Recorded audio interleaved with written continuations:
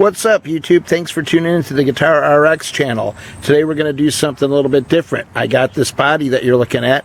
Basically, it's a throwaway. Somebody tried to make a Jazzmaster caster out of it, and basically they put the bridge posts and everything else in the wrong spot, made a mess of it, and basically threw the body out. Me, I don't waste nothing. So what we're going to do today is we're going to come back and we're going to route this area out on the square that I drew.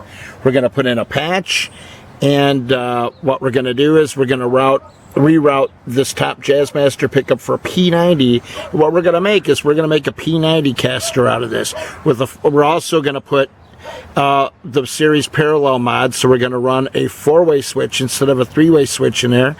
And we're going to paint this a solid color, and because of that I'm actually going to use a poplar patch because alder in my area is kind of hard to come by, especially as thick as I needed it. So we're going to go ahead and do that. I made a template already, so we'll have something to follow on and route that through. So anyways, yeah, this is the new project, and I'm going to set this thing up on the table, get the router ready, and we're going to get going on this thing. Okay, I made this template here, and what we're going to do is where I drew this square on here, what we're going to do is we're going to take some really strong two-sided tape and we're going to get this template stuck down just right over it like that. And we got a router here, and we got a ball bearing pattern router which we're going to ride inside the template, which is going to give us a nice straight cut all the way around here. Anyways, let me glue this down. We'll be right back. Okay, I got the carpet tape put on the back of this template. By the way, that's carpet tape, two-sided tape. It's real tough stuff. So we stick this thing down. This thing ought to stay stuck. So we're going to go right to our lines, closest we can, like so. And we're going to stick this baby down just like that. I made the center lines earlier on this. Anyways, yeah, this stuff is pretty good stuff. What you stick down with this stays stuck. Okay, and when we come back, I'm going to get this router set and we'll start routing. Okay, we're ready. We're going to start routing this down. Everybody's got their face shields on. We're going to do safety first. Normally I would stand, but I can't see inside this router, so I got to sit and do it. But we're going to be careful. Anyways, here we go.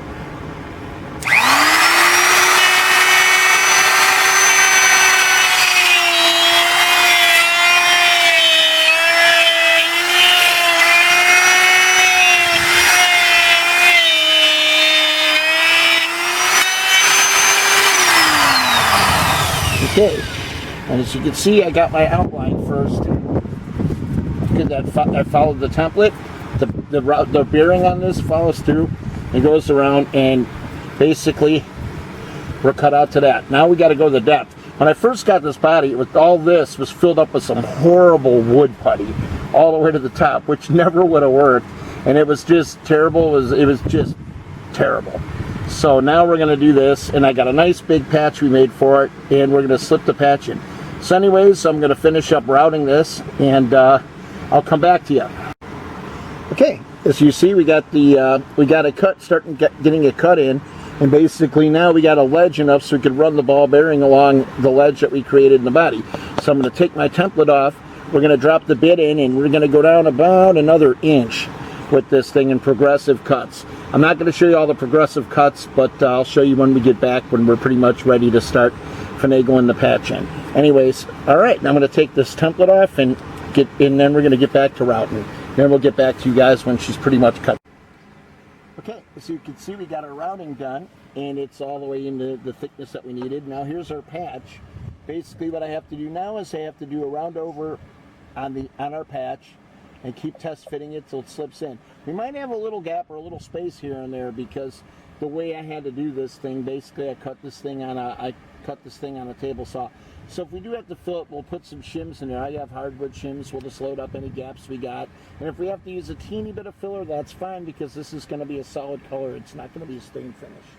Anyways, let's get to rounding these so we can test fit our piece.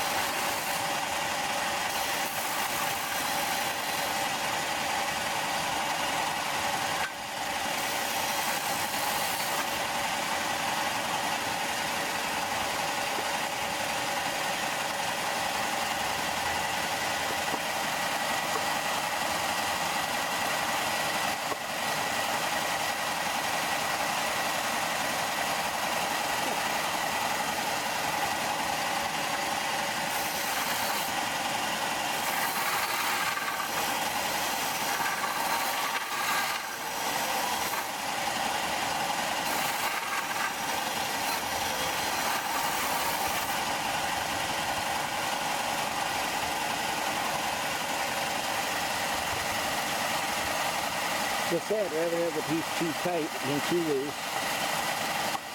So, I'm going to keep cutting a little bit. Like I said, we are going to have a little gap, I believe, on this side, but I'm going to fill that in, and we'll be fine. Okay, we got the patch cut out to where it's going to fit in the hole. Like I said, we're going to have some gaps, but it will fit. I'll knock it in. But what I'm going to do is I'm going to take this here Gorilla Glue. This is Gorilla White Glue, not like the old foaming stuff that made a huge mess. I really like this. I actually like it better than Titebond. So we're going to go ahead and get all gluey here. We're going to glue up all these pieces. And just kind of get this crap all over the place. We're going to glue it. We're going to clamp it. We're going to let it sit until the morning. But what I'm going to do is whatever gaps and stuff that I have, I'm going to use wood dust from the alder to fill the gaps. Like I say, this is going to get painted, so when this is all sanded down, it's going to be all nice again, so it really doesn't. If there are some gaps, we're going to fill them. You're not even going to see them. But if it were a transparent finish, then obviously you're going to see a big square patch that's put in the guitar. But we're not going to worry about any of that. Anyways, get this glue all over here, just like that. And put a little bit of glue around its edges. And that. And on the bottom and here, of course. Make sure that sits in real nice. There we go. Right here on the bottom. Yes, it's getting all over the place, but no problem. It cleans up with water, just like Elmer's glue. Anyways, let's get this sucker in there. Okay.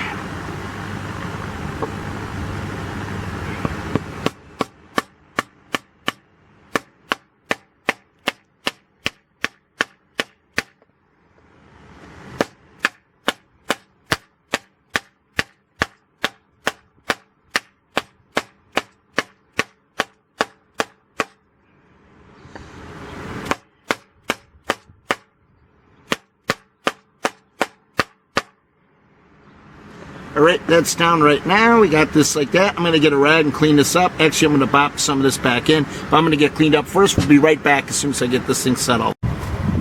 Okay, here we go. We got the patch in, which fits surprisingly good. We're going to have to do a little bit more filling here on these two corners especially. And that's all pretty good there. We'll do a little fill on this whole thing when we're done. Plus, this is going to get primed and it's going to get sanded and stuff. It's going to be a solid color. But this is our patch so far. And I'm going to put a clamp on it for the night. And we're going to leave it in a clamp till the morning. Then we're going to get back to you guys and sand it out and fill it and get this thing ready for more work. Okay, we got it all clamped up. We're going to let this sit overnight. Just put some squeeze on this. Actually, it's set probably pretty good almost as is. But we're going to leave it, and we're going to leave it sit overnight. And we're going to get back to you in the morning. We're going to do some more sand out work on here. We got a few other holes to fill back there, but we're just going to do that with dowel. And, yep, it's coming along real good. See you tomorrow. Alright, so next morning we got the clamps taken off this thing, and as you can see the patch came out pretty nice. It's high in some spots, so what we're going to do is we're going to take the random orbit sander and we're going to sand the whole thing down, make everything smooth, make everything fit, and then we're going to come back and we got about a 1/16 of an inch in these two corners especially, and maybe a little bit over there just to fill. We're going to fill that in and we're going to re-sand it down again, and then we're going to get this guitar and primer. But so far, as you can see, we got a nice tight fit with this patch. It's all worked out good. Nice hardwood patch. Poplar's a good choice because it's very similar. It's very similar to alder in density, and yeah, it's going to sound rather nice. Anyways, without further ado, let's get sanding on this.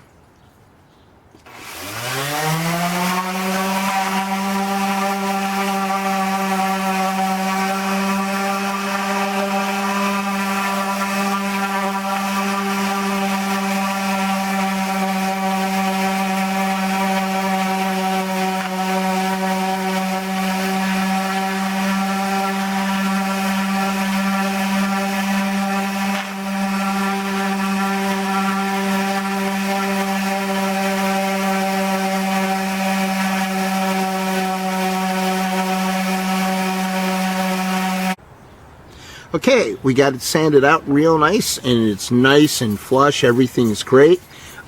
Yeah, that looks great. The patch came out excellent. Like I say though, we do got some filling to do, but I did use wood chips and glue, and I put it all the way down to the bottom of the repair. So that cavity is completely filled up. So we're just going to do some light bondoing, just basically over there. Like I say, it's about a 1/16 of an inch, nothing major. We're just going to fill in any gaps, and then we're going to sand it down and get ready to put this thing in primer. But the repair came out excellent. I couldn't be any more happy, considering that this thing was a garbage refugee and this thing was just horrible.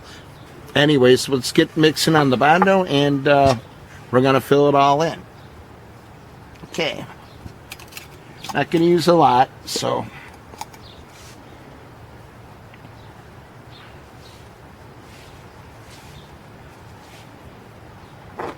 Going to mix it here on this old cutting board, and probably going to be more than I actually need, but that'll be all right. It's got the Bondo. If you'd be so kind to cover that up. And we got the filler, but I'm going to have to puncture this. I think I just did. All right, there we go. Okay, here's the hardener. We're just going to put one little line of hardener across the top like that. In case if you'd be so kind. And we're going to mix this all up.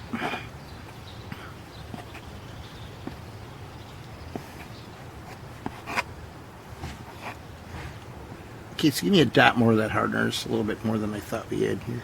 Just a little bit. Just about like that. There we go. Okay, we're going to try to mix this nice and do it in even strokes. Don't go in circles because you make a lot of air bubbles, even though we're really not filling much of an area. So I'm not too worried, but let's get all this mixed together.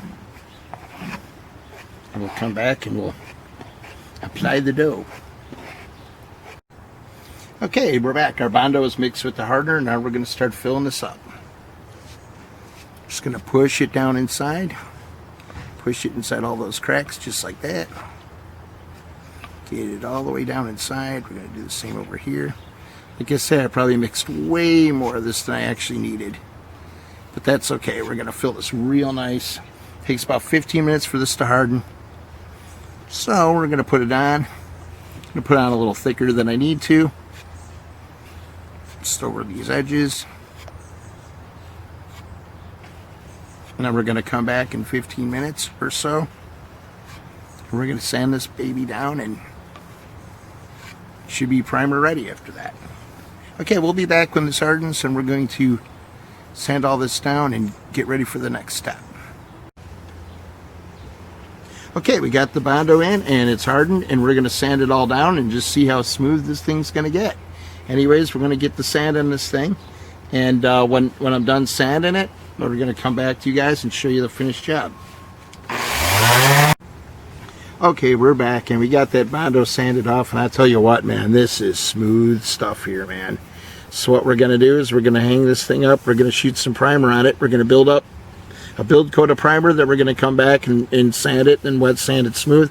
And if there's any little holes or whatever, we're going to spot fill them. Then we're going to sand it down again, and then get this thing all re-sanded down and ready for paint. Anyways, we'll be right back. We're going to hang this up. We're going to put some primer on it. Okay, and now we're going to put some primer coats on this thing. And I'm going to prime the top first. We're going to do about 2 or 3 coats, wet sand it in to make this disappear.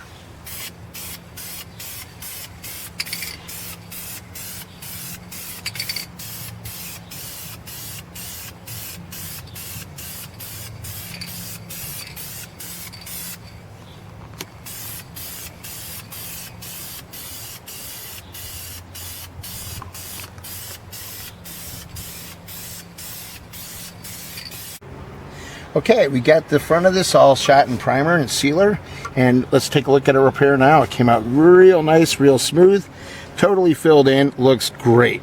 Basically what we're going to do next is, in our next video in part 2, we're going to mock this up. I'm going to put on a pick guard, we're going to spot the bridge, and I'm going to have to open this up for the P90 that's going in the neck on here, and I'm going to have to open this up accordingly for the regular Telecaster pickup, because they had these basically routed for Jazzmaster pickups for some reason or another. I don't know.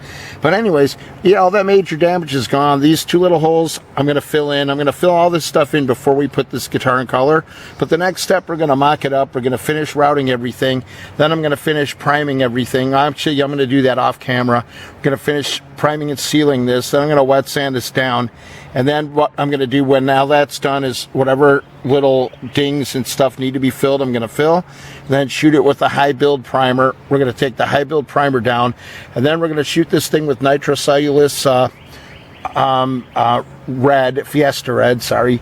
And then I'm going to bring it on over to the shop where me and a buddy of mine, we've been building guitars for years, my buddy does, and we're going to do all the clear coat work over there in his shop with a quality gun and a little paint booth. Anyways, that wraps it up for today. Thank you so much, and please like and subscribe to this if you like it, and leave comments, and leave color comments if you want. If you think Fiesta Red's uncool or you think it's great, let me know either way. Anyways, yeah, this came out really good. I couldn't be any more happier with that. I mean, that just came out great. This thing was destroyed, and now it's going to be a really cool Tele when I'm done. Anyhow, on that note, the dog says goodbye, I say goodbye, and thank you all. Like and subscribe, and we'll see you on the next video for part 2. Thank you very much. God bless.